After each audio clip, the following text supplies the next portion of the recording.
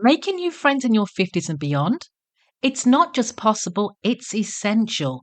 In this episode, we're diving into how to create your own thriving community filled with support, sisterhood, and joy. Whether you're looking for career allies, travel buddies, or just good vibes, I've got the steps and stories to help you build meaningful connections. Tune in and let's find your people.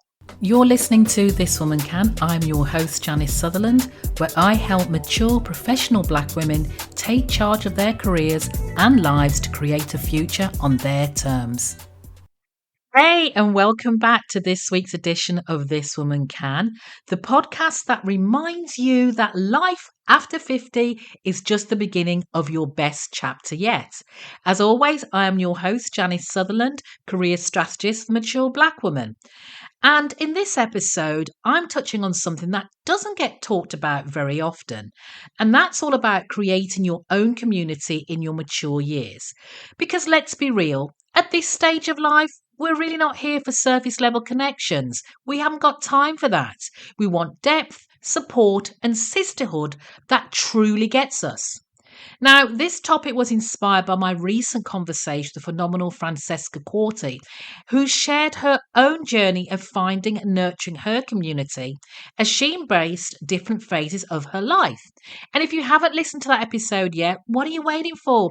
Go and check it out after this one. So, let's start off by talking about why building the village you need is so important. And let's be honest, making new friends in our 50s and beyond can feel challenging. It's already bad enough when we were younger, but we don't have any more playground meetups or work coffee breaks to force connection. But the thing is, connection is still really vital. And studies show that strong social networks contribute to longer, healthier, and happy lives. And we're not just talking about Facebook groups, though they can be great and they have a place. I'm talking about real, intentional communities that support your growth, ambitions, and well being. I remember when my friend Lisa retired and moved to a new city. She thought she'd spend her days relaxing, reading, and enjoying the quiet. But after a few months, she admitted she was lonely. She was bored. She didn't know anyone. So she joined a local gardening club, not because she was particularly into plants like me, but because she wanted to meet new people.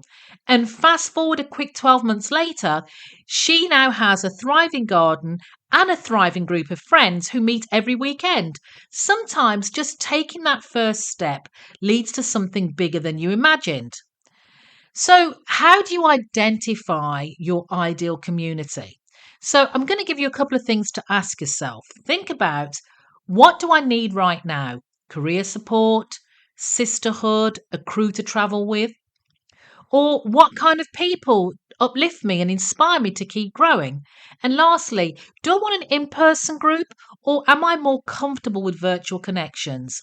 These answers will guide you towards the right spaces. I had a client, Michelle, who spent years climbing the corporate ladder, but realised she had no real friendships out of work. And when she left her job, she felt lost. She didn't know what she was doing, where she was going, or anything. So she decided to start a weekly wine and wisdom night. She invited women over 50 to discuss life, books, and everything in between.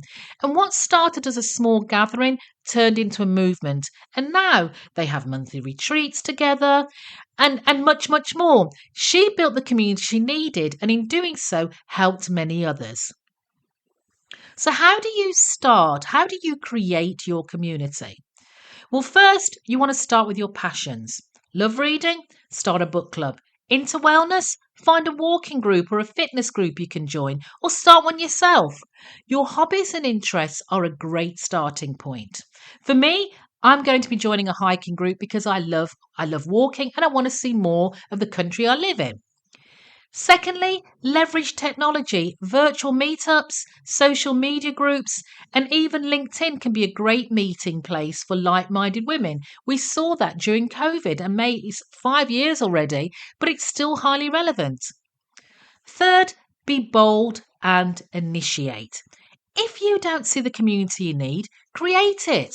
Trust me, there are women out there just like you looking for exactly what you're offering.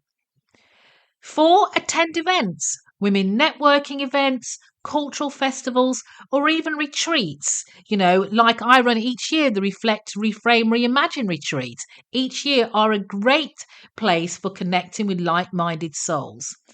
And lastly, be open to intergenerational friendships. Yeah. We all want peers who understand our journey, but don't sleep on the wisdom and energy that younger women bring.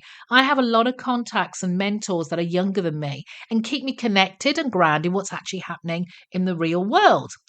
And my friend Yvonne always says, I'm not waiting for invitations anymore, I'm sending them. And that's the mindset we need to adopt. If you want more connections, take the first leap. Don't wait for it. Don't wait for it to happen. Make it happen. Now I can hear you. Yeah, I can hear you through my microphone. What if I reach out and no one responds? What if I feel awkward? What if I don't have the energy? What if? There's always what ifs. But listen, community isn't about quantity. It's not how many people you connect with. It's about the quality of the people you connect with. So start small. Start with one conversation, one event, one connection at a time. And remember, friendships take nurturing. It's not a one-way street. Be the kind of friend you want to attract. Follow up, show up, be present. I once met a woman at a conference, let's call her Janet, and we instantly clicked. We exchanged numbers, but I was hesitant to follow up because I thought, what if she's just being polite, just want to get rid of me and take my number? Well, I pushed past that fear and sent a simple, hey, let's grab a coffee. SMS, text. And that was quite a few years ago. And now she's one of my closest friends. Sometimes you have to take the risk. So let me reiterate the takeaway today, ladies. The takeaway from this episode is your community is out there. You just have to take the first step. And if you need a little help getting started, join me inside 50 Forward Fearless Future, the program where I not only help you strategize the next phase of your career, but you'll also connect and network with a group of like-minded women who will uplift and empower you each and every day. You can find out more details about the upcoming June cohort by visiting my website www.janicesutherland.com or clicking the link in the show notes. Let me know, what's one step you'll take this week to build your community? Send me a message on the socials or drop a comment if you're listening on a platform that allows it. So until next time, stay bold, stay fearless, and remember, if I can, you can, this woman can. Take care. Until next time. Thanks for listening. If you got something from this week's episode, please let me know. Better yet, share it with your friends, colleagues, and anyone you know who can benefit from this message.